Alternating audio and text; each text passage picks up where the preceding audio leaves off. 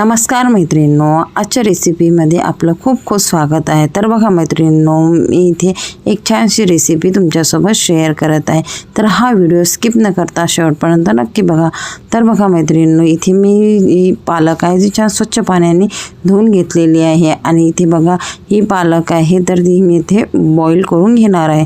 तर त्यासाठी मी ते कुकरमध्ये बघा ती घातलेली आहे। त्यानंतर थोडं इथे किंचितसं पाणी घालायचं आहे आणि याची बघा इथे बॉईल करून घ्यायची आहे। आता इथे बघा हा बॉईल झाल्यानंतर याची मी इथे पेस्ट करून घेणार आहे। तर इथे बघा यामध्ये मी थोडे 2 ते 3 मिरच्या घातलेल्या आहे। त्यानंतर थोडा इथे सांबार घालायचा आहे आणि इथे बघा याची मी छानशी अशी पेस्ट तयार करून घेतलेली आहे। आता यामध्ये मी इथे बघा पाव वाटी इथे बघा बेसन घालत आहे। त्यानंतर अर्धा वाटी आपल्याला तांदळाचं पीठ घालायचं आहे आणि 1 वाटी यामध्ये मी गव्हाचं पीठ वापरलेलं आहे। तर हे तिन्ही पीठ यामध्ये घालायचे आहे। त्यानंतर इथे बघा थोडं यामध्ये हळद टाकायची आहे। त्यानंतर हळद घातल्यानंतर इथे थोडा मी इथे धने पावडर घातलेला आहे आणि इथे थोडं इथे जिरं पण वरून घालायचं आहे। त्यानंतर इथे लाल तिखट 2 चम्मच मी घालणार आहे। म्हणजे तिखटशी अशा पुरी इथे बनायला हवं यासाठी मी इथे 2 चम्मच लाल तिखट घालत आहे। त्यानंतर चवीनुसार आपल्याला इथे मीठ घालायचं आहे। तर बघा हे सर्व टाकल्यानंतर मी इथे यामध्ये 2 चम्मच तीळ घालून घेणार आहे आणि इथे बघा मस्त असं याचा मी गोळा तयार करून घेत आहे। तर बघा झटपट अशी जर रेसिपी ही बनवायची असेल आणि मुलांना टिफिनवर द्यायची असेल तर पटकन अशी ही रेसिपी 5 ते 10 मिनटात इथे तयार होणारी ही रेसिपी आहे। म्हणजे इथे बघा यांना बघा आपण जर पालकची भाजी केली तर मुलं खात नाही आणि इथे बघा अशा प्रकारे काहीतरी त्यांना पराठे किंवा पुरी जर बनवून दिली ते आवडीनं खातात आणि टिफिनमध्ये सुद्धा आपण मुलांना ही जी पुरी आहे ती देऊ शकतो आणि बघा मस्त अशी पुरी इथे तयार होणार आहे। तर बघा मैत्रिणींनो, हा जो गोळा आहे हा तयार झालेला आहे। आता बघा मी इथे कुठल्याच प्रकारच्या पाण्याचा वापर केलेला नाही आहे। तर जेवढ्या पेस्टमध्ये मी बघा इथे तेवढंच म्हणजे पीठ टाकून घेतलेलं आहे आणि मस्त असा गोळा तयार करून घेतलेला आहे। आता इथे यावर थोडंसं तेल घालून पुन्हा हा गोळा मस्त असा चुरून घ्यायचा आहे। तर इथे बघा छानसा असा कडकसा असा गोळा तयार झालेला आहे आणि याच्या आता गरमागरम मी इथे पुरी तळून घेणार आहे। तर इथे बघा आधी लाटून घ्यायचे आहे आणि झटपट अशा पुऱ्या तयार करून घेणार आहे। तर बघा मैत्रिणींनो, गोळ्याला थोडा तेल लावून पुन्हा 2 ते 3 मिनटं इथे मळून घेत आहे।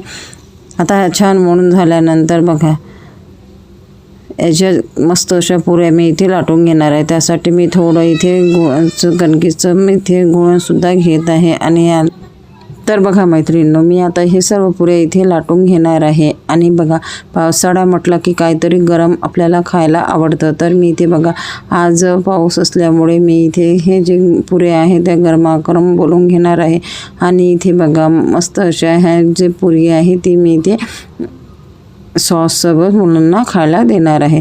तर बघा झटपट अशी ही रेसिपी आहे आणि अगदी 10 मिनटात बनणारी ही रेसिपी आहे।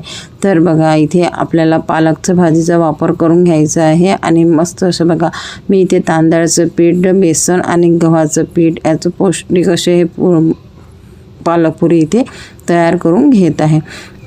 तर बघा अगदी सोप्या पद्धतीने आणि पटकन होणारी ही रेसिपी आहे।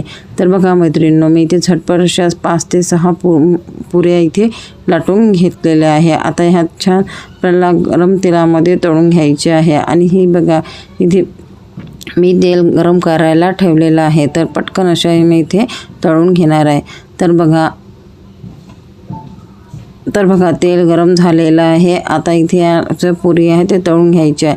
तर बघा मी इथे या तेलामध्ये ही पुरी घालत आहे आणि बघा आपल्याला थोडं इथे बघा झाऱ्याच्या साहाय्याने ते हलवत राहायची आहे जेणेकरून ती छान फुगणार आहे। बघा मस्त अशी पुरी ही फुगलेली आहे आणि बघा दुसऱ्या साईडने पण आपल्याला तशाच प्रकारे होऊ द्यायची आहे आणि मस्त बघा इथे मस्त अशी कडकशी अशी इथे पुरी तयार झालेली आहे। कारण की यामध्ये मी तांदळाचा पीठचा वापर केलेला आहे म्हणून ही जी पुरी आहे मस्त कडक बनलेली आहे आणि कडक आणि खुसखुशीत ही पुरी बनलेली आहे। तर बघा मित्रांनो, अशा प्रकारे मी सर्व पुरी इथे तळून घेत आहे आणि पुरी ही आपल्याला थोड्या कमी पावरवरच तळून घ्यायची जेणेकरून आतमधून पण सुद्धा ती छान शिजल्या जाणार आहे। तर बघा मैत्रिणी, अगदी सोप्या पद्धतीने पटकन अशी ही रेसिपी मी इथे तयार केलेली आहे. तर तुम्हाला ही जी रेसिपी आहे पालक पुरीची कशी वाटली कॉमेंट करून मला नक्की सांगा. माझ्या या व्हिडिओला लाईक करा, शेअर करा आणि माझं हे चॅनल सबस्क्राईब केलं नसेल तर सबस्क्राईब नक्की करा. व्हिडिओ आवडला असेल तर एक लाईक नक्की करा. धन्यवाद. भेटूया